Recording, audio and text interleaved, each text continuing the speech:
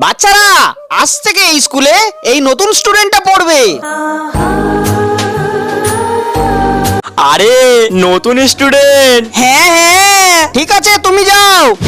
বাচ্চারা, একে দেখো কিন্তু। দাদা এটা কি? আরে এটা জানিস না, এটা তো খাতা। আরে কি রে? দাদা এইটা আবার কি? আরে এটা জানো না, এটা তো টিফিন বক্স।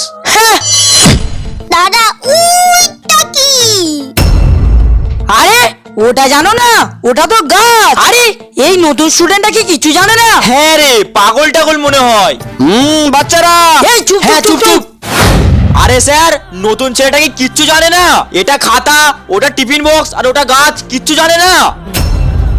আসলে বাচ্চারা, ও না ছোটবেলা থেকে চোখে দেখতেই পেত না।